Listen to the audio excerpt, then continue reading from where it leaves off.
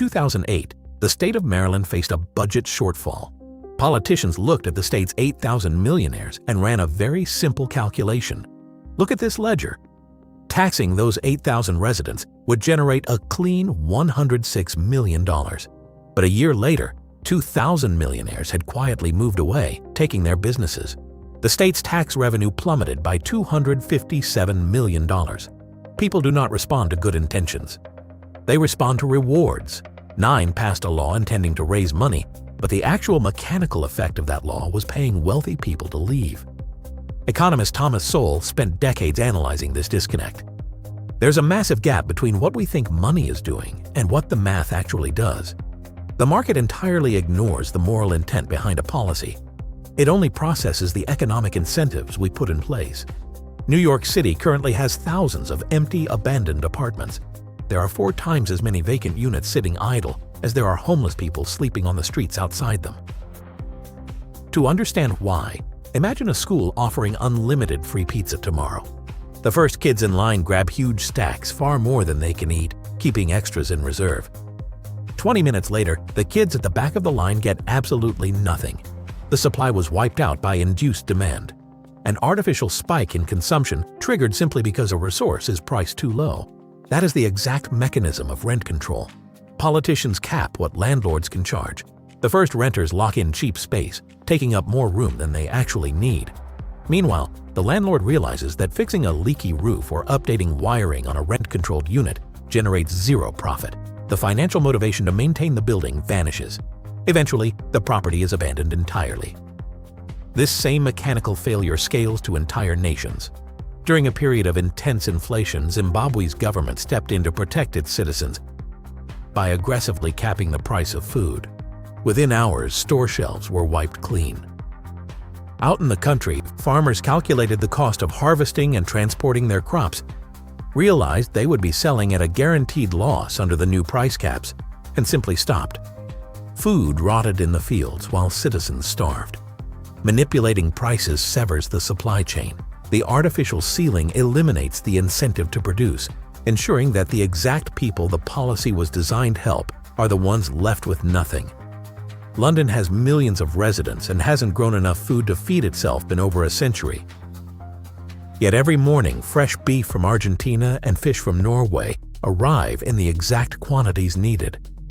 There is no central food minister coordinating this daily feat. Look at this network visualization. Prices act as a decentralized communication system. It is the only mechanism capable of processing the localized needs of millions of people in real time. When a city needs wheat, the local price goes up. That high price shoots up like a flare, telling suppliers across the globe to rush their inventory to that specific location. When the city has enough, the price drops, signaling suppliers to reroute their ships somewhere else. Apply this exact logic to human labor. Construction workers endure brutal heat and lift heavy materials, yet they are not millionaires. Compensation is calculated strictly by the economic value a worker creates, completely independent of their physical effort or sweat.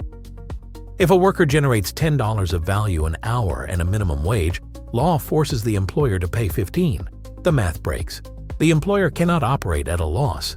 They are forced to buy a machine to automate the task, cut the worker's hours, or close the business down. Governments make the same error on a corporate scale. When a failing company is bailed out with tax dollars, the natural failure feedback loop is killed.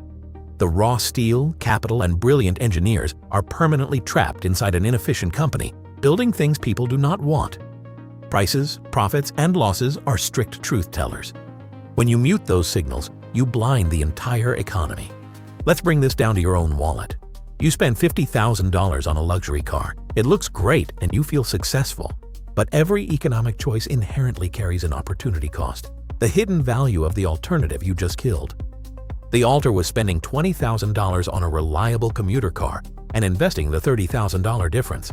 This chart maps those two timelines. The bottom line is the luxury car depreciating towards zero. The top line tracks that invested cash over 30 years, compounding to $250,000. That luxury car did not cost $50,000. It cost you $250,000 of future wealth. That principle of hidden value creation dismantles how politicians talk about globe trade. They frame international commerce as a battle with strict winners and losers. But consider a corporate lawyer who charges $300 an hour. Even if she is highly efficient at scrubbing floors, it makes 0 sense for her to clean her own office. She hires a cleaner for $20, works an extra hour, and pockets the difference. Both parties end up richer. Nations operate on the exact same logic of comparative advantage.